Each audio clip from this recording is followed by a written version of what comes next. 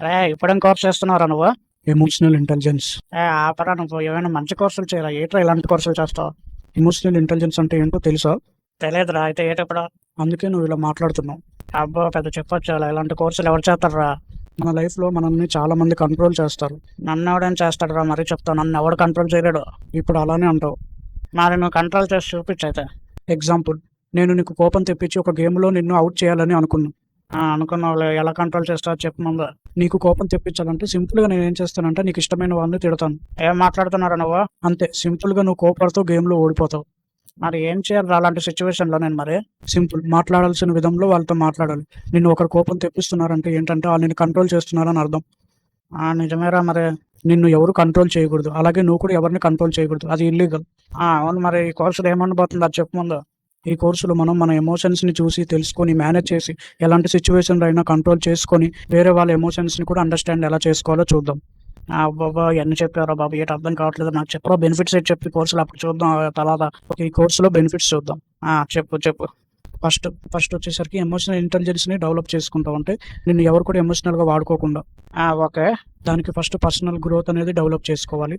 చేసుకుందాంలే. Next? మనం ఎలాంటి స్ట్రెస్నైనా control చేసే క్యాపబిలిటీ మనకు ఉంటుంది. అంతేలే. నెక్స్ట్? వేరే వాళ్ళ ఎమోషన్స్ని కూడా మనం అర్థం చేసుకునే గుణం మనకు వస్తుంది. Super super. రిలేషన్షిప్స్ కూడా స్ట్రాంగ్గా బిల్డ్ చేసుకోవచ్చు మనం. ఓకే లేరా. నెక్స్ట్? అలాగే మనం చేస్తున్న జాబ్ అవ్వచ్చు, వర్క్ అవ్వచ్చు, బిజినెస్ అవ్వచ్చు, వాటిల్లో కూడా ఎవరిని ఎలా కంట్రోల్ చేయాలి అనే ఎమోషనల్ ఇంటెలిజెన్స్ అనేది మనకు వస్తుంది. నిజమేరా బాబు, నిజమే. ఆఫీస్లో చాలా దగ్గర మనం కంట్రోల్ చేస్తూ ఉంటారు చాలా మంది. ఇది చాలా హెల్ప్ అవుతుందిలే. నెక్స్ట్? లాస్ట్ మన లైఫ్ని మనమే కంట్రోల్ చేసుకునే స్థితికి మనం వస్తాం. ఓకేలే. సరేలేరా, బాగానే ఉందిలే. అర్థమైందా నీకు? అరే ముందే ఇంత లేట్ అయిందిరా, త్వరగా స్టార్ట్ చేయరా. ఇంకా చాలా చెప్పాలి నువ్వు. ఈ కోర్స్ కంప్లీట్ చేయాలి కదా, చేయి త్వరగా. స్టార్ట్ చేద్దాం కోర్సుని. స్టార్ట్ చేయరా బాబా. ఓకే. అరే ముందే చెప్తున్నారా, నాకు బోర్ కొడితే నేను వెళ్ళిపోతాను ఇక్కడ నుంచి.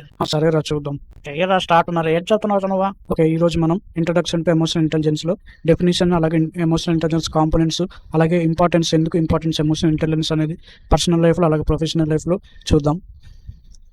సరేలేరా, స్టార్ట్ చేయరా. ఓకే, ఫస్ట్ డెఫినేషన్స్ అలాగే కాంపోనెంట్స్ చూద్దాం. ఫస్ట్ ఎమోషన్స్ని అండర్స్టాండ్ చేసుకోవడం అంటే ఎమోషన్స్ని అర్థం చేసుకోవడం అంతే కదరా. ఇంకా మన ఫీలింగ్స్ అర్థం చేసుకోవడం, అలాగే వేరే వాళ్ళ ఫీలింగ్స్ని కూడా అర్థం చేసుకోవడం. ఓకే. సెకండ్, మేనేజింగ్ ఎమోషన్స్ అంటే మేనేజ్ చేయడమే కదరా. మన ఎమోషన్స్ని మనం కంట్రోల్ చేసుకోవడం. అంతేరా. అంటే ఎలాంటి దారుణమైన సిచ్యువేషన్లో కూడా మనం కంట్రోల్ చేసుకోవాలి మన ఎమోషన్స్ని. అంతేలేరా. నెక్స్ట్ ఎంపతి అంటే వేరే వాళ్ళ ఫీలింగ్స్ని, ఎమోషన్స్ని అండర్స్టాండ్ చేసుకొని వాళ్ళకి జాలి చూపించడం, వాళ్ళని సపోర్ట్ చేయడం లాంటివి. ఇది చాలా కష్టమైంది అనుకుంటా. మనం ఈ కోర్సులో నేర్చుకుందాంలే. నెక్స్ట్, మోటివేట్ వన్ సెల్ఫ్ అంటే మనల్ని మనం మోటివేట్ చేసుకోవడం అంతే కదా. ఎలాంటి సిచ్యువేషన్లో ఉన్నా సరే పాజిటివ్గా ఉండి మోటివేట్ చేసుకోవడం అంతే. ఓకే. రిలేషన్షిప్స్ని హ్యాండిల్ చేయడం. ఇది కూడా కష్టమైందే కదరా. అవును, చూద్దాం ఈ కోర్సులో మనం ఎలాంటి డిఫికల్ట్ సిచ్యువేషన్లో అయినా సరే దాన్ని హ్యాండిల్ చేయాలి. అవునరా బాబు. ఓకే, ఇప్పుడు కాంపోనెంట్స్ చూద్దాం. ఏటో ఇంగ్లీష్లోనే చెప్తాను, నువ్వు బోర్ కొడుతుందిరా, స్పీడ్గా చెప్పరా. First, self awareness. బాబా, నీ మీద నీకున్న జ్ఞానము, అంచనా అంతే. ఓకే. నెక్స్ట్? సెల్ఫ్ రెగ్యులేషన్, నీ గురించి, నీ ఎమోషన్స్ కంట్రోల్ చేయడం ఎలాంటి డిఫరెంట్ సిచ్యువేషన్లో కూడా. ఓకే. నెక్స్ట్? మోటివేషన్. తెలుసులేరా, అలాంటి సిచ్యువేషన్లో అయినా మోటివేట్ చేసుకోవడం అంతే కదా. అంతే. Next, empathy. ఇందా చూసాం కదరా, వేరే వాళ్ళ ఫీలింగ్స్ని అర్థం చేసుకొని వాళ్ళకి జాలి చూపించి వాళ్ళని సపోర్ట్ చేయడం లాంటివి అదే కదా. అరే సూపర్ రా నువ్వు. తెలుసులే. నెక్స్ట్ చెప్ప. Social skills. ఈ సోషల్ స్టడీస్ ఎందుకు వచ్చింది ఇక్కడికి? సింపుల్గా రిలేషన్షిప్స్ని మేనేజ్ చేయడం, కమ్యూనికేషన్ బాగా చేయడం, ఎక్సెట్రా. బాబో ఇంకా ఆపరా. ఓకే, ఇప్పుడు ఎమోషనల్ ఇంటెలిజెన్స్ అనేది మన లైఫ్లో ఎందుకు ఇంపార్టెంటో చూద్దాం. స్పీడ్గా చెప్పారు, అసలు టైం లేదు నాకు, చాలా బోర్ కొడుతుంది. స్పీడ్గా చెప్పు. ఓకే, ఫస్ట్ సెల్ఫ్ అవేర్నెస్, నీ మీద నీకు జ్ఞానం, అంచనా ఉండడం. ఓకే. నెక్స్ట్?